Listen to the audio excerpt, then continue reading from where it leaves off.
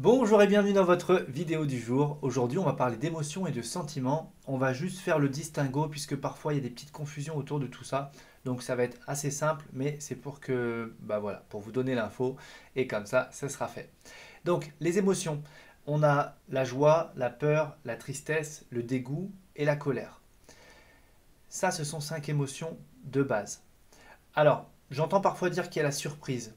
Perso, je ne partage pas ce constat. Pour moi, la surprise, c'est plus une réaction en fait, d'accord? Alors même si on pourrait parler de réaction émotionnelle, mais en tout cas, la surprise, dans la manière dont on le ressent, moi, je ne le mets pas comme une émotion. Peut-être je me trompe et désolé si pour vous, vous le mettez dans les émotions, ça ne changera pas grand-chose. En tout cas, les émotions, on va dire que ce sont... euh, alors, dans émotion, on peut entendre emotion. Emotion, ça serait énergie en mouvement. Donc, une émotion, c'est déjà quelque chose qui bouge, qui nous agite quand vous regardez bien, quand vous ressentez des émotions. Alors, sauf si c'est la peur qui peut nous tétaniser et nous figer, mais sinon, on est très souvent dans quelque chose qui nous anime. Et parfois, quand on a quelqu'un qui est trop animé comme ça, on va dire il est trop dans ses émotions, il n'est pas assez dans la rationalité. Et on va lui dire, hey, calme-toi un petit peu, laisse redescendre. Et retrouve un petit peu de raison. D'accord? Il y a des personnes, même quand ils sont dans trop d'émotions, ils mémorisent même pas ce qui se passe. Et quand l'émotion est passée, ils n'ont pas le souvenir. Parce qu'en fait, ils étaient juste pas branchés sur le bon cerveau. Pour info, on a derrière le cerveau reptilien. On a le néocortex qui est juste ici, devant le siège de la réflexion. Donc le reptilien, lui, c'est celui qui gère notre survie. Hein. Donc c'est souvent attaque, fuite ou inhibition. Devant, on a le néocortex, le siège de la réflexion, ce qui nous permet vraiment de réfléchir, etc. Et au milieu, on a le cerveau limbique, qui lui est le siège des émotions. Et quand on est purement dans le limbique, eh bien, on déconnecte comme ça une partie de ce qui nous permet de réfléchir. Bon, ça c'était la petite parenthèse. Par rapport à ces 5 émotions, voire 6 si vous rajoutez la surprise, eh bien, qu'est-ce qui se passe? C'est quoi un sentiment? Un sentiment, c'est un cocktail de plusieurs émotions. Et on va voir que selon les émotions que l'on va saisir pour mélanger, eh bien, ça va donner lieu à un sentiment. Donc l'idée, pourquoi c'est intéressant d'aller voir ce qui se passe derrière un sentiment? Parce que derrière un sentiment, puisqu'on a des émotions, il faut savoir que nos émotions, c'est notre tableau de bord. Imaginez que vous avez un tableau de bord avec 5 ou 6 voyants devant vous. Eh bien, selon le voyant qui s'allume, ça vous donne une indication.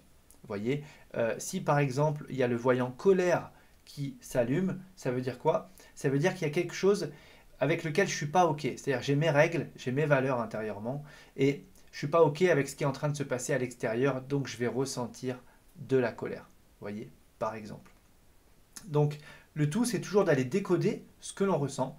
Soit c'est une émotion pure, soit c'est un sentiment. Et selon le sentiment, eh bien, on va pouvoir ressentir quelles sont les émotions qui sont derrière. Une fois qu'on les connaît, on peut voir c'est quoi les teintes qui se cachent derrière et de se dire, tiens, finalement, qu'est-ce qui fait que là, je ressens à la fois peut-être de la colère et de la peur, par exemple. Je vous donne aussi une autre petite indication. Parfois, quand vous ressentez une colère extrême au quotidien, et vous ne savez pas d'où elle vient cette colère, eh bien parfois elle vient d'une tristesse non exprimée. Comme le cerveau, le corps humain est bien fait et qui veut toujours mettre à l'extérieur ce qui ne nous convient pas et ce qui n'est pas bon pour nous, eh bien une émotion de tristesse, si elle n'arrive pas à sortir, qu'on ne l'a pas exprimée, qu'on l'a bloquée, eh bien qu'est-ce qui va se passer? Le système va transformer ça en colère. Et on va être quelqu'un de plutôt irritable, plutôt colérique, etc. Et en fait, il faut savoir c'est que c'est juste de la tristesse. Donc, reconnectez-vous à ce qui vous a rendu si triste et que vous n'avez pas exprimé, et vous allez voir que d'un seul coup, ça va lâcher. Alors, ça peut lâcher des grosses larmes, hein, ça peut être vraiment un gros sanglot. Parfois, ça peut remonter à des années en arrière. Même si on est adulte, ça peut remonter à l'enfance. Ça peut complètement arriver.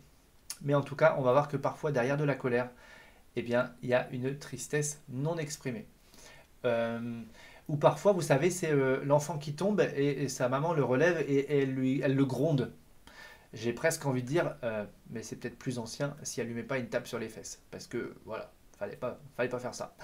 Et bien en fait, qu'est-ce qui se passe? La maman, elle a peur, elle veut pas montrer la peur à son enfant, donc elle transforme et elle va montrer de la colère. D'accord? Et comme ça, en fait, elle a inhibé cette peur, elle l'a gardée à l'intérieur, elle n'a pas voulu montrer qu'elle a eu peur, mais du coup, qu'est-ce qu'elle va signifier? Elle va signifier de la colère. Bon, c'est encore une fois un autre exemple de vous montrer comment parfois une émotion peut être transformée pour en exprimer finalement une autre. Donc, analysons-nous aussi, puisque parfois on se berne un petit peu nous-mêmes.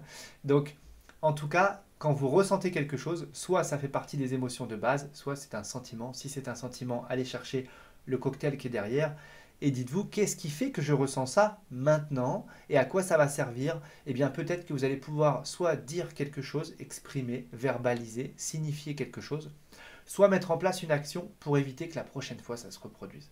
C'est juste ça l'idée, c'est de se dire j'ai mon tableau de bord, j'ai un voyant qui s'allume. Quand vous faites un petit peu la politique de l'autruche et que vous dites non, non, non, non, non, il ne se passe rien, moi je dis souvent c'est comme si vous dévissez l'ampoule du tableau de bord, ça s'allume plus, mais il y a toujours le défaut, d'accord? Il suffit pas de colorier la petite case dans la voiture où ça s'allume en orange pour dire je le vois plus, je le vois plus. Il y a toujours le défaut, et en plus ce défaut, si on le laisse perdurer, ça va en engendrer un autre, et puis vous voyez, c'est un petit peu un phénomène en cascade. Donc le tout c'est de ne pas ignorer ce que l'on ressent, mais au contraire de le considérer, d'aller le chercher et de s'interroger dessus en se disant pourquoi je ressens ça maintenant? Est-ce qu'il y a quelque chose dans mon environnement extérieur? Est-ce que ça vient de l'environnement matériel? Est-ce que ça vient d'une personne? Est-ce que c'est moi? Est-ce que je suis en train de me raconter quelque chose, etc.